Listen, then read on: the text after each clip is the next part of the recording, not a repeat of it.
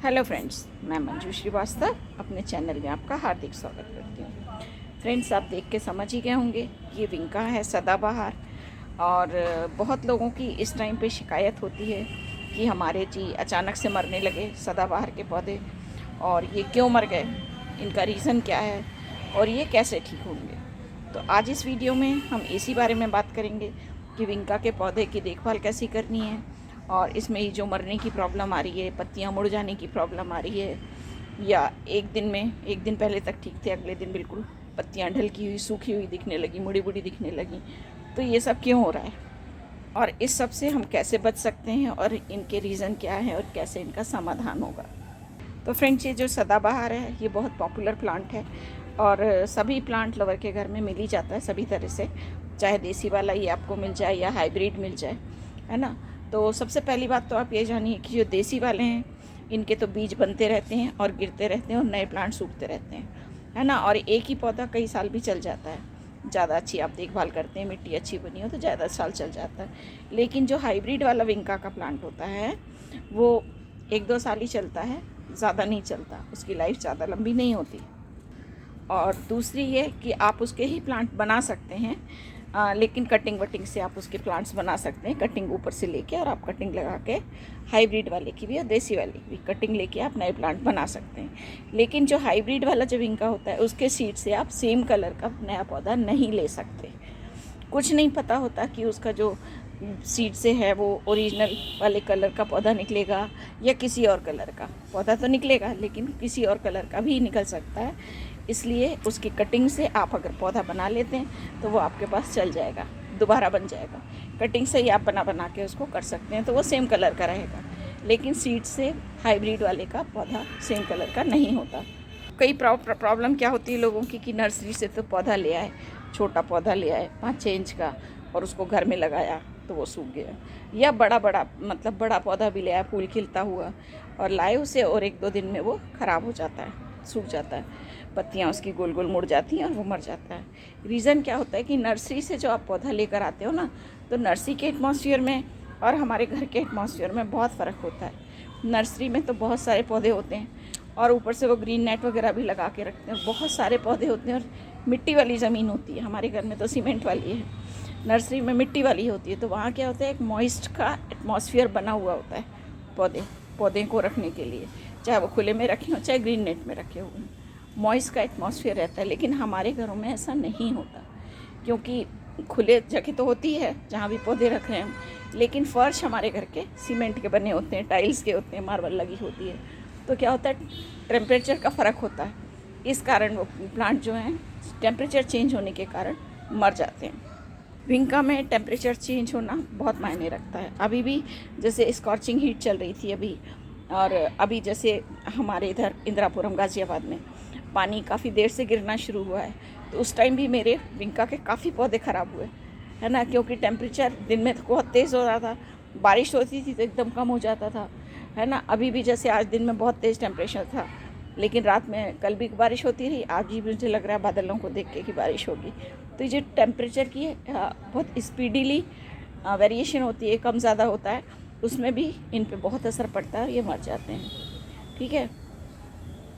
और तीसरा एक और रीज़न होता है कि आपकी या तो मिट्टी ठीक नहीं बनी हुई है, इनमें पानी बहुत कम चाहिए, ये बहुत हार्डी प्लांट होते हैं, इनको पानी बहुत कम चाहिए, है ना। और अगर आपने प्लास्टिक के पॉट में लगा रखा है, जैसा देख रहे हैं आप, ये प्लास्टिक के पॉट में अपने आप ही उगा हुआ है, इनमें तो पानी वैसे ही बहुत मुश्किल से वेपराइज होता है, सूखता मुश्किल से ये, तो इसमें पानी कम डालना पड़ेगा। लेकिन ये जो मिट्टी का गमला लगा हुआ है इसमें आपको चेक करके डालना चाहिए। आपको देखो, जो रेगुलर इनके पास पुराने पौधे हैं उनको फिर भी काफ़ी कुछ समझ में आ गया है प्लांट की देख रेख, लेकिन अगर आप नए हैं, समझ में नहीं आ रही है, तो बेस्ट रहता है कि आप टच टू ड्राई उंगली अच्छे से उसमें घुसा लीजिए, है ना। और देखिए, मिट्टी अगर हाथ में लगी हुई है मतलब मिट्टी गीली है, इसमें पानी की ज़रूरत नहीं है।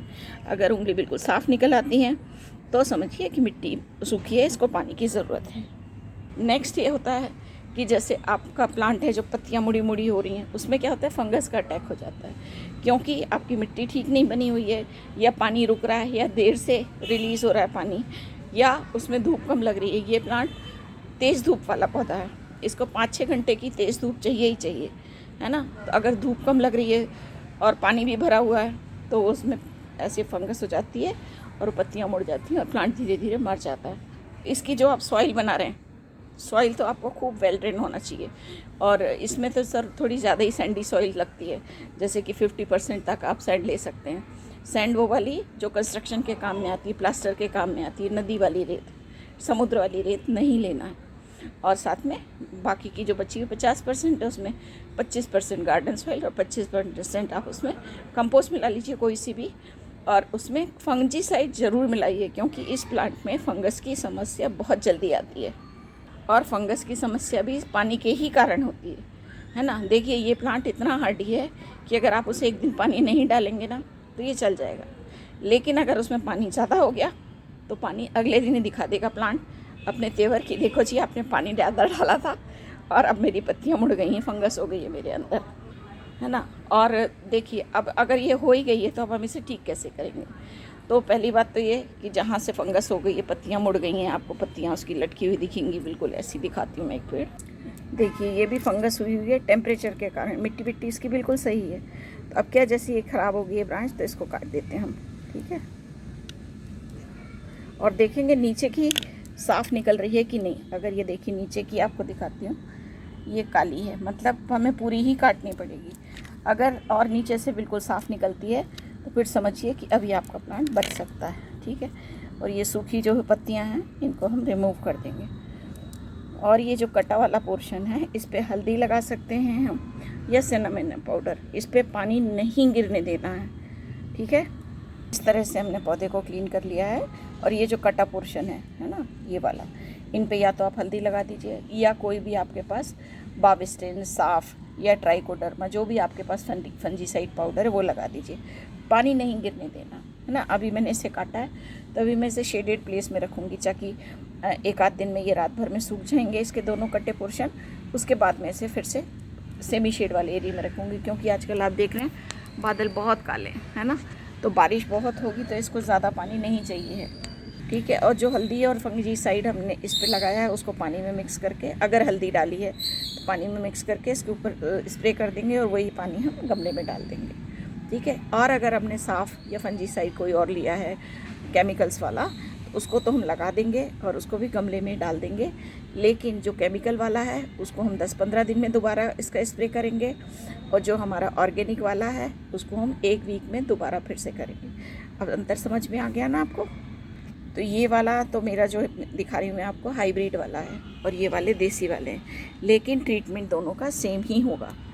और अगर ये करने के बाद भी आपके प्लांट की पत्तियाँ नहीं मतलब सीधी नहीं हो रही हैं, नई ग्रोथ नहीं आ रही है, तो फिर भाई साहब दिल अपना खड़ा करके समझ लीजिए वो प्लांट नहीं बचेगा। क्योंकि मेरे अभी ऑलरेडी मैं कई पेड़ों से हाथ धो चुकी हूँ टेम्परेचर वेरिएशन के कारण ही। और अगर आपका इसमें पानी देर से निकलता है, ड्रेनेज होल में से पानी देर से निकलता है या रुकता है तो आप उसको निकाल लीजिए, है ना।